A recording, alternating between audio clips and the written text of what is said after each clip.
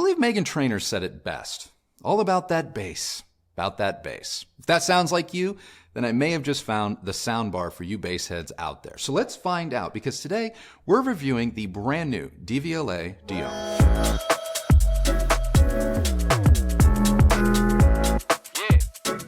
The DION is an all-in-one 5.1.2 channel Dolby Atmos soundbar from DVLA. It features 17 total drivers, 8 of which are aluminum long-throw woofers that, along with the bar's 950 watts of total amplification, give it a reported frequency response of 24 Hz to 21 kHz, with a maximum volume output of over 100 decibels. In layman's terms, this means the DION is a full-range soundbar, as in no surrounds or subwoofers required, and that it is capable of near movie theater-like levels of volume. Now, the DION is controlled through its own mobile app, which gives you access to the DION's 3 sound profiles, as well as DVLA's auto room correction.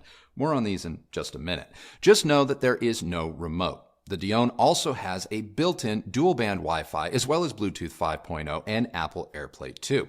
It supports universal plug-and-play streaming, as well as Spotify Connect. In terms of physical connection options, the DION is pretty limited, especially considering its premium price tag. You will only find 3 inputs: an HDMI 2.1 port with eARC support, an optical audio input, and an Ethernet port, making it less than competitive against less expensive soundbars currently on the market. In terms of design, the DION is striking. First, it arrives in some very nice packaging, better than most actually. And that should come as no surprise, for DVLA doesn't really mess about when it comes to build quality and design, and the DION is just no exception. While looks are always going to be subjective, I think the DION is a breath of fresh air and a standout in a sea of just nondescript black bars that make up the soundbar market today. Table mounted or mounted to a wall using the included mount, the DION it looks high end, and that rotating center speaker is pretty cool. So how does the DION sound? Let's just get right to it.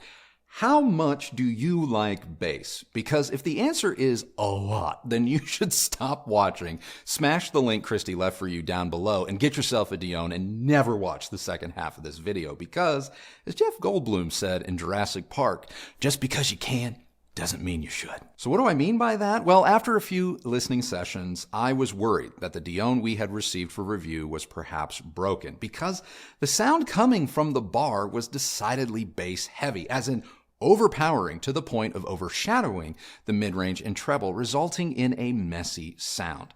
We informed DVLA of our concerns, and they promptly sent us a second unit for us to compare. Since we encountered the exact same performance from the second bar, we could be reasonably confident that both units were functioning properly. And we tested the DION in 2 different environments: our main listening space and our primary bedroom. Our main room is large, and if you've been following along, you know that we have gone to great lengths to make the room as neutral as possible with respect to its influence upon whatever product we're evaluating in it. Our primary bedroom, on the other hand, is not a treated space, and it is likely more in line with most bedrooms and some living rooms, as it is on the larger side. After listening to a few demos in both rooms, I turned to Kristi and I said, I bet this speaker's response will look like a slide, hot in the bass and going straight down from there.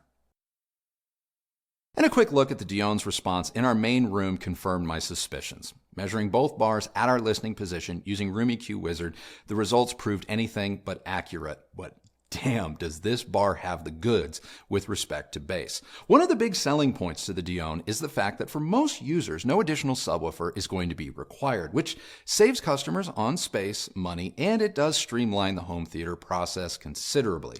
And to that end, the DION succeeds. It plays down to 25 Hz with absolute authority. Just don't call it precise. In our testing, the DION's movie, music, and speech sound profiles all featured a noticeable rise in the bass, starting in the low mid-bass. The rise in the movie profile reached peaks in excess of 15 dB around 40 Hz, which is a lot. This results in a very bass-forward sound that, while impressive at first, begins to overshadow the rest of the bar's frequency response, and unfortunately, there is just no way to adjust it. And no, the auto room correction does little to address it. I ran the auto calibration multiple times and on both bars, and I found the results to be pretty much the same. While the music and speech sound profiles have less bass compared to their movie profile counterpart, neither get anywhere close to being accurate. No matter if you're listening to music or watching TV, everything takes on added weight. The natural tone of both instruments and vocals it's clearly being altered. Singers like Natalie Merchant simply do not sound like themselves. Natalie's voice is not what I would classify as being bass-leaning or more tenor in nature, and yet, through the Dion, this is how she comes across. All that detail or inflection that may exist in her voice is all but drowned out by the injection of mid-bass and bass energy. She almost sounded as if she was singing through a pillow at times. The same thing can be observed with movies, at least movies not encoded in Atmos. Watching Dolby Digital encoded content results in overly chesty dialogue, and all of the mids and high-frequency information becomes MIA, which is just weird. And I say weird because if you could tame the bass or disconnect the woofers altogether, the Dion is largely linear between 500 Hz and 2 kHz, which is the area where most vocals and instruments lie. However, the bass is just simply so overwhelming that it colors everything that rests near it, like the mid-range. Nothing made this more clear than when we compared the Dion to the far cheaper JBL Bar 5.1. The JBL isn't without its faults, however, any rise in bass can be attributed to its separate subwoofer, which you can dial up and down for a more balanced presentation. In a direct head-to-head, when watching Godzilla vs. Kong, the JBL was just simply more nuanced and detailed compared to the Dion. Sonic cues like background vocals or the trailing edges of missiles or the wet slap of water were easily heard through the JBL and simply glossed over by the Dion, no doubt because its bass was just swallowing everything up in its wake. Even Kong's roar was flat in one note through the Dion. Once you get past the Dion's impressive bass performance, you may find yourself actually listening more intently for other details. Going back to Miss Trainor's catchy hit song proves lyrics really do matter, as in the no treble part. Compared to just about any other bar, you quickly realize the Dion is veiled by comparison. Even the mild boost around 2K isn't enough for the tweeter inside the Dion to overcome those 8 woofers. Furthermore, the speaker appears to roll off around 10K, meaning that any and all high-frequency information or sense of air is bound to come across as subtle at best. The good news is the Dion is the type of speaker that will never allow for sounds, be it music or movies, to become fatiguing, and as a result, it does play quite nice with low-quality recordings. Like the Bowers & Wilkins Panorama 3 we just reviewed, the Dion is best when fed a diet consisting only of Dolby Atmos content. All other content is going to be hit or miss at best, and for me, it was mostly a miss. In a faux surround mode, the sound was anything but natural. Even with clever processing, the Dion never quite pulls off a convincing soundstage or surround sound-like performance from 2-channel or even some Dolby Digital content. Now, Dolby Atmos content is a different story. When fed Atmos, the Dion can and will transform the front of your room into a very impressive wall of sound with near 180-degree immersion and near ceiling-reaching height.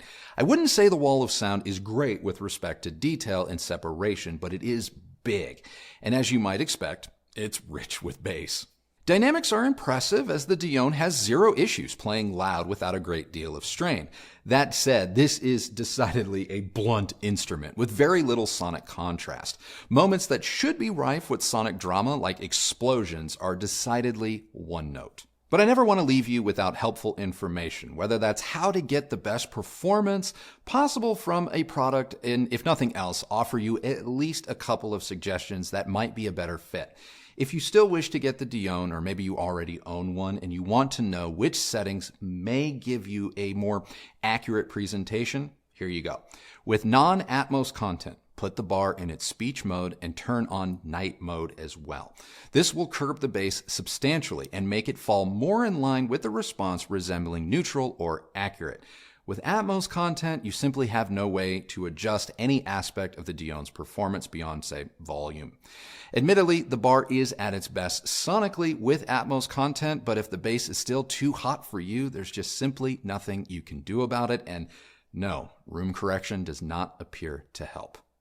As for comparisons, the 3 most comparable all-in-one premium soundbars are the Bowers & Wilkins Panorama 3, the Bang & Olufsen Biosound Stage, and the Sennheiser AMBEO. The Panorama 3, while it does lack the Dion's impressive bass output, it is the more accurate bar in terms of frequency response, resulting in a more intelligible and balanced performance top to bottom. Like the Dion, the B&W is at its best when fed Atmos content and is similarly limited when it comes to features, connections, and a lack of adjustability. At just under $1,000 though, the Panorama 3 is the smarter buy. Moving on to the Bang & Olufsen, the Stage is comparably priced, equally stylish, but far more versatile. The B&O may not play as low as the Dion, but from about 40 Hz on up, it is the superior soundbar, possessing almost infinite adjustability, not to mention a greater number of features and connection options. Weighing price and performance, it gets my pick here. And finally, the reigning king of all-inclusive soundbars, the Sennheiser AMBEO. This is not even a contest. Unless we're talking solely about looks, the AMBEO is the winner here and still the all-in-one to beat. There isn't much more to say about the Dion. If you value bass above all else and you need a soundbar that is in line with those priorities, then DVLA has arguably the only bar for you. But if you're looking for nuance and accuracy, then just about any bar that we have featured on this channel is going to suit you better. I'm hopeful that DVLA will issue a firmware update to address the bass issues. Tone controls at a minimum would help greatly, but as it sits right now, I simply cannot recommend the Dion at this time. So that's it. That is my take on the DVLA Dion soundbar. But before we go, come on, Kristi, what'd you think of it? Oh, hell. Sadly, we are in complete agreement. Yeah. Yeah, which is a shame. It's such a beautifully made product and so unique. Like that little... the rotating yeah, center? like the homage to the Phantom is super cool. I was really excited about this one. And I know a lot of people have been asking about it. And Yeah. I mean, you know, we never want to do a review like this, but yeah, I mean, and like you said, you know, it's got some of the nicest packaging I've ever seen.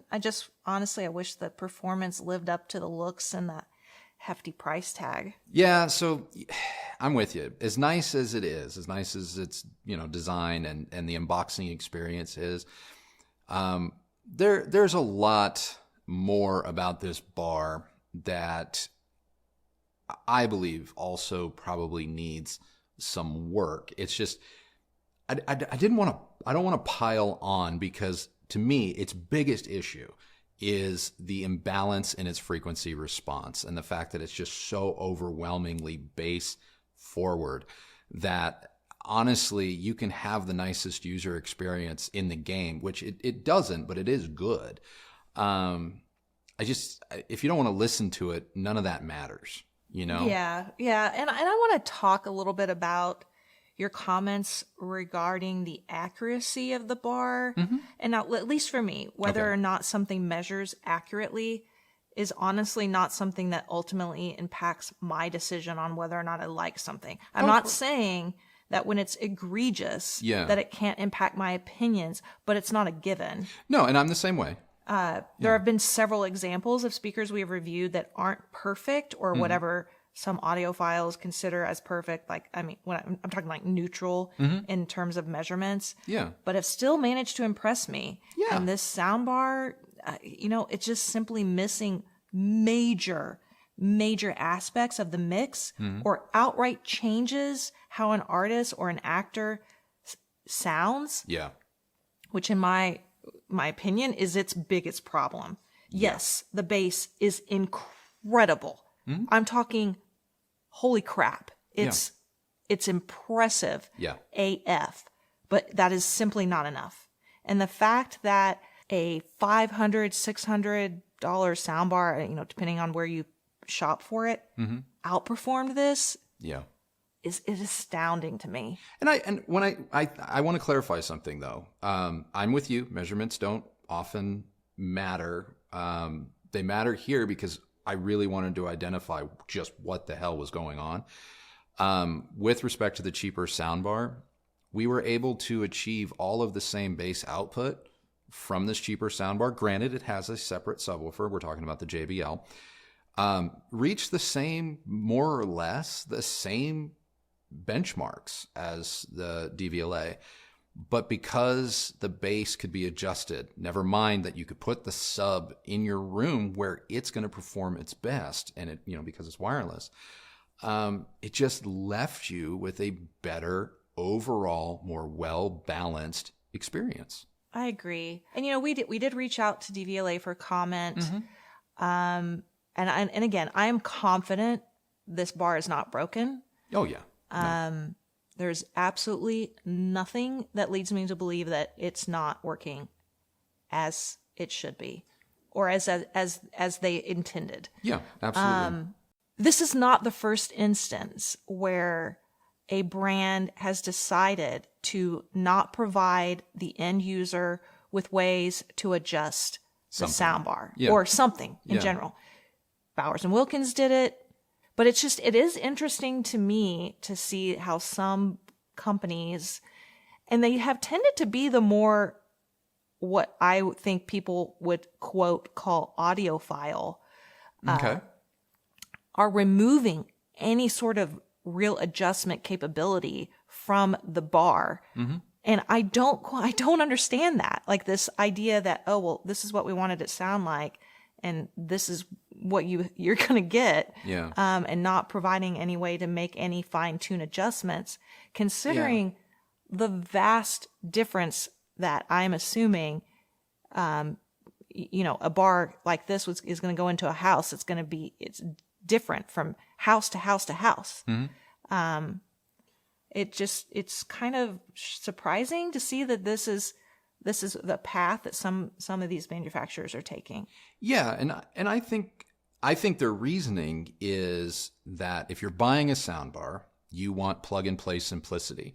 You want to have to worry less about things like setup and adjustment, and I totally understand that logic. However, you only have to look at someone like, say, Bang & Olufsen and their app to show how not scary making adjustments can actually be. And also, in my opinion, if you are building a bar or just any sound product and you are going for that plug and play connectivity, ease of use, there are third-party developers in, say, Odyssey or Dirac or the like that you could partner with that would give you demonstrably better results and still play up that simplicity. Another great example of a set it and forget it type bar or company, Sonos. I mean, say what you will about the brand, they are currently kind of the gold standard in terms of just the customer experience on a whole. I'm not saying they do any one thing better than anyone else, but overall, they have created an ecosystem, a product line that is easy to use and supremely approachable. And I'm of the mindset that if I'm a designer, I don't want to steal or copy, but I need to be acutely aware of where benchmarks are being set and who's setting them. And the point that confuses me more than anything is brands that are more known for their high-end acumen dating back 20, 30 years, 40 years, 50 years even, coming into these new markets, i.e. soundbars, and assuming their methodology that stems back decades is somehow better than what newcomers have done in this space and proven to be really successful at. And that's where I think there is a disconnect and where some of these brands are dropping the ball. Because in trying not to be like the competition, they're reinventing the wheel to a degree where they're not competitive. And I don't want to say that's what happened here, but I think there's just too much of a reliance on a set it and forget it. And I think there's just a little bit too much of an assumption that because people are easily impressed by bass, giving them bass will win them over. Because I will admit, the first time we plugged this bar in and we watched anything, we were both just, wow, how are they doing this? And it was amazing. But then you get about 30 minutes into the movie and you're kind of like, there's supposed to be something there. and I'm not hearing it. And there's supposed to be something there, and I'm not hearing that either because I can't hear it over the bass. And much like my critique to Klipsch, it's like, I get it. Maybe you haven't had this feedback, but the assumption that bass is just going to be this universal thing, anyone in this hobby will tell you it's not. Bass does not always work the same in one room to the next. And if you have no way of adjusting it, you might be screwed. Yeah. If I'm a manufacturer, I want to try to make the most people happy as I possibly can, and giving them some variety would be, seems like it would be an easy way to go about it. Yeah. But seems that way. it seems like that. So I really hope that we have an opportunity to potentially, revisit this bar should they come out with an update and provide people with some tone controls. I think, like you said, it could be the next AMBEO. Yeah, the capability is there. I mean, I'm sorry, it's not easy to develop a soundbar that can output this much bass, let alone play at such loud volumes with almost zero distortion. That's not easy. So what they've done is incredible. They've just juiced it to the nines, and they've given you no way of reining it in. And that's the only problem. That's Pretty it. much. It's a firmware, in my opinion, it's a firmware update or two away from potentially being great. Yeah, I 100% agree. Yeah, because the hardware appears to all be there. It just needs a little tweaking. That's it. Yeah. So, all right. Well, that is now our review of the DVLA DION all-inclusive soundbar. What did you guys think? Let us know down in the comments below. And my question of the day for you is this. I'm going to ask you guys the same question that I asked Youthman on a recent live stream. And that is, do you think that home theater enthusiasts prioritize bass so much, or to the point where manufacturers are actually beginning to inject too much bass into their product's voicing? I'm really curious. I am. So please share your thoughts down below. If you like this video, please do give it a thumbs up, like, and subscribe. Go ahead and ring that bell so that you're notified when new videos come out. If you use any of the links that Kristi left for you down below, or you leave us a thanks, or you become a member, all three of these things, along with just watching the video and hitting that like button, are great ways to show your support for this channel and the work that we do here. And both of us thank you all very, very much for doing that. Follow me on Instagram at Recovering Audiophile, and that is it for us today. So remember, the only person who has to like the sound of your system is you. So happy listening, everybody. Thank you so much for watching. We'll see you on the next video. Bye.